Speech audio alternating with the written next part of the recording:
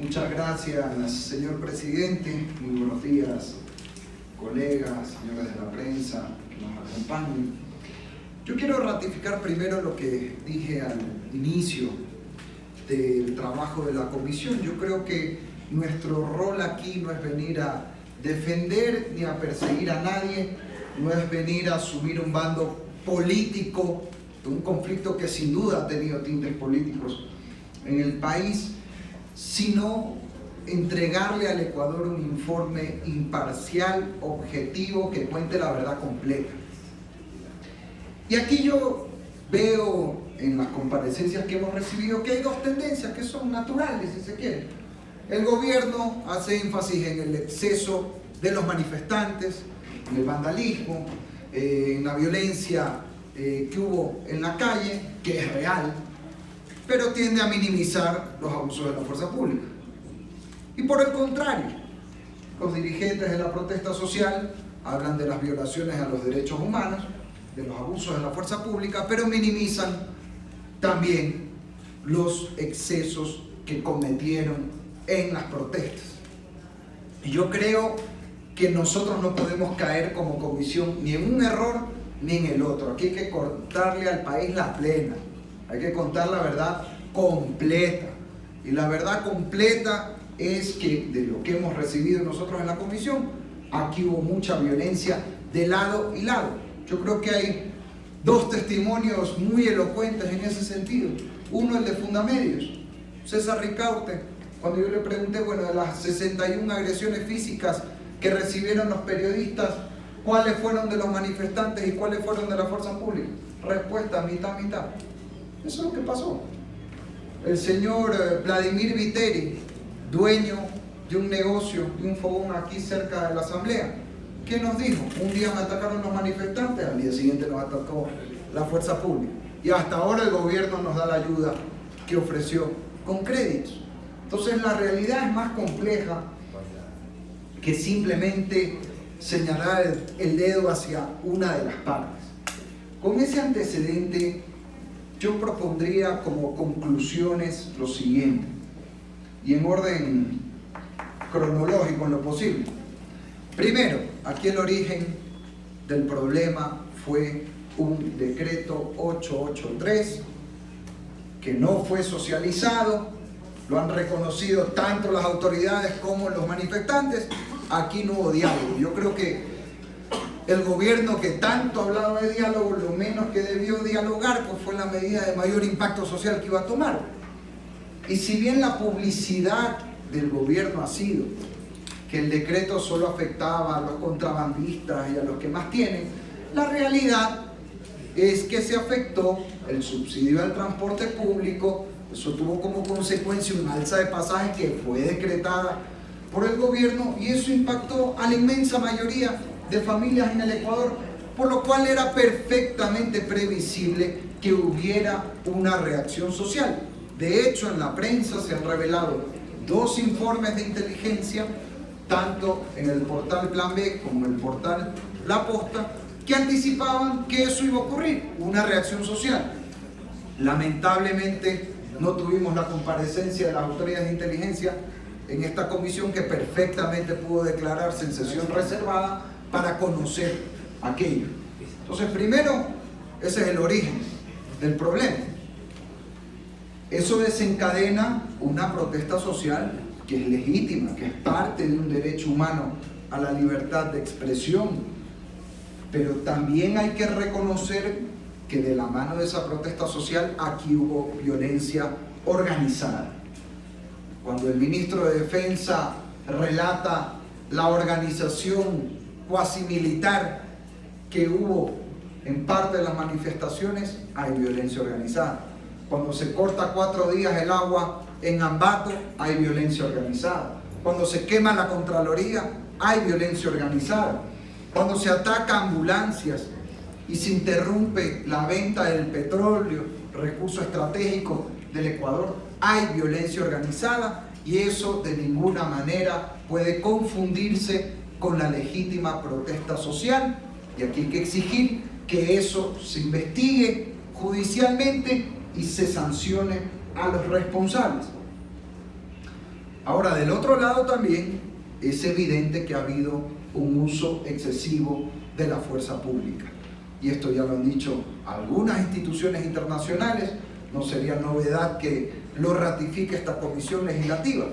Cuando el señor Julio Toroche nos cuenta cómo le volaron el ojo, porque mientras él atendía tanto a policías como a civiles en brigadas médicas, resulta que recibieron disparos de bombas lacrimógenas al cuerpo. Bombas lacrimógenas que, según confesó en una entrevista a la ministra de Gobierno, estaban caducadas además. Oigan, aquí no podemos hacernos de la vista gorda. Y eso también fue corroborado por otra brigadista médica que estuvo presente en el momento. Aquí tenemos que determinar los muertos. Y en eso sí yo quiero hacer una autocrítica a esta comisión. A mí sí me preocupa que estemos terminando y no tengamos cómo decirle al país, bueno, ¿cuántos muertos ha habido? Yo creo que en eso tenemos que contrastar la información y si no incluso en las recomendaciones, que el Pleno ponga un plazo perentorio para que las autoridades del Estado den un informe completo y concreto. No puede ser que en el Ecuador algunos hablen de 8 muertos, otros de 11, como que si aquí estuviéramos hablando de cuántos bienes se perdieron. Estamos hablando de vidas humanas, no de cosas. Y ahí sí yo creo que hay que hacer un mea culpa del Estado, en general, en no poder a estas alturas determinar con claridad cuántos son los muertos y cuáles fueron las causas. Por lo menos la ministra del Gobierno, cuando estuvo aquí, dijo que 2 de esas muertes habían sido violentas. Que sea una ya es demasiado, pero eso hay que investigarlo. Y debe estar en el informe en el que debe constar, como bien lo dijo el presidente de la comisión en la sesión anterior, el detalle de los daños humanos, materiales y económicos como parte de las conclusiones. Para terminar en el tema de conclusiones, tampoco podemos hacernos de la vista gorda en cuanto a las detenciones arbitrarias. La Defensoría del Pueblo presentó un informe. Ninguna autoridad, ni de la justicia ni del gobierno, ha refutado ese informe. No ha habido ninguna réplica en torno a que ese informe de la Defensoría del Pueblo sobre detenciones sea falso o incorrecto. Y se lo ha preguntado aquí a las autoridades de la Fiscalía, de la Judicatura y del Gobierno. Así que yo creo que a falta de refutación hay que tenerlo por valedero. Ese informe dice que de 1.192 detenidos, 919 fueron liberados sin formulación de cargos.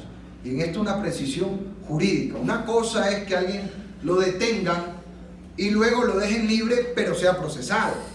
Eso está bien, ahí no pasa nada. Otra cosa es que me detengan, me dejen libre y luego jamás me formulen cargos. Eso quiere decir que me detuvieron por gusto. Si eso pasa en una protesta así, 10, 50, 100, 200, 300 personas, uno dice, bueno, parte del relajo propio que se vive en la calle. Pero cuando estamos hablando que casi el 80% de los detenidos caen en esta categoría, es evidente que una mayoría de detenciones arbitrarias por parte del Estado, y eso aplica también al aplicarse, valga la redundancia, o al imponerse la prisión preventiva en casos de autoridades electas. Yo ratifico lo que dije en sesiones anteriores. Yo nunca he comulgado con el correísmo, tengo severas críticas al gobierno anterior, pero no podemos caer en lo mismo que hemos cuestionado. Si hay autoridades electas que deben ser investigadas y sancionadas en su momento con una sentencia judicial, que se siga el proceso como Dios manda y como la ley lo establece. Pero habiéndosele preguntado también a las autoridades respectivas, a esta comisión no se ha aportado ningún elemento que justifique privar de la libertad durante el proceso a autoridades en funciones que fueron elegidas por votación popular. Cuidado, insisto, vamos a caer en lo mismo que cuestionamos en su momento, y creo que eso también hay que decirlo con frontalidad en esta comisión. A partir de esas conclusiones, yo propongo las siguientes recomendaciones, señor presidente. Primero, exigir al Estado que garantice la reparación integral a los familiares de los fallecidos, a las víctimas, a las 11 personas que perdieron el ojo, a los 2 policías que perdieron el ojo, también de lado y lado, de lado y lado. Y también la garantía de reparación de los daños económicos sufridos.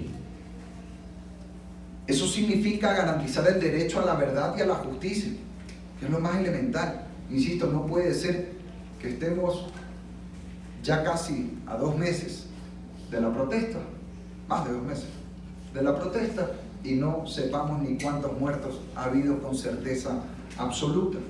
Segundo, requerir a los organismos que determinen las responsabilidades por todos los delitos, sea exceso de la fuerza pública, sea vandalismo, sea cortar el agua en Ambato, porque garantizar la reparación a las víctimas también es asegurarse de que la justicia imponga a los responsables la obligación de reparar los daños causados, sean de un lado u otro.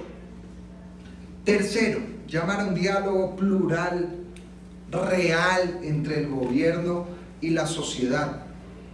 Aquí no solo no hubo diálogo antes de las medidas, el Pleno nos encomendó verificar los diálogos luego del conflicto, y no hay cómo decir sino la verdad.